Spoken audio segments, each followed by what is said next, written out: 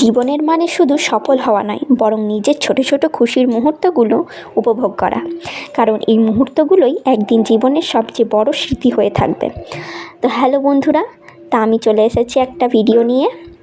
তো আমি হচ্ছি গৃহবধূ, আমার কাছে সেই রকম একটু সময় পাওয়া যায় না।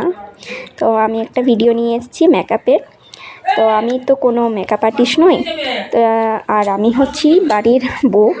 আমার কাছে সময়গুলো খুবই দামি, আর নিজের জন্য সময় বার করাও মানে বিশাল একটা ব্যাপার।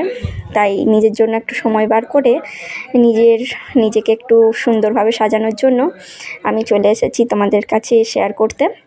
তো আশা করি ভিডিওটা ভালো লাগবে, তো দেখতে থাকো।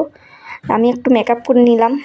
তো মেকআপ সেরকম করতে আমি জানি না, তো নিজের মতো করে করছি।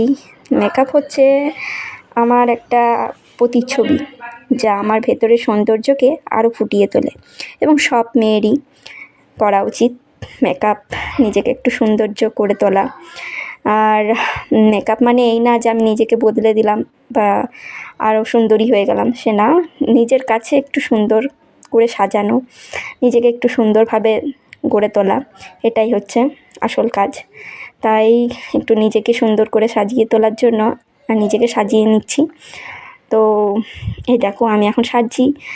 তো ভালো লাগলে অবশ্যই কমেন্টে জানিও আমাকে কেমন লাগছে, সবাই জানিও, কিন্তু আমি অপেক্ষায় থাকবো। আর তোমরা কমেন্ট না করলে আমার ভিডিও করতে একটু মন যাবে না। তাই আশা করি তোমরা আমাকে ভালোবেসে কমেন্ট করবে, আর আমি সেই কমেন্টগুলো রিপ্লাই দিতে থাকবো। তো এই দেখো আমার এখন মেকআপ কমপ্লিট হয়ে গেছে। আর এরপর আমি যে শাড়িটা দেখিয়েছিলাম প্রথমে, সেই শাড়িটা আমি এখন পরে নেব আর তোমাদের কাছে চলে আসবো। আর এই মেকআপটা করছি আমি একটা ছোট্ট ভিডিও করার জন্য। আর ফেসবুকে নতুন এখন সবাই যে ভিডিও ছাড়ছে, সেই জন্য এই দেখো আমি এখন কানের পরে নেব।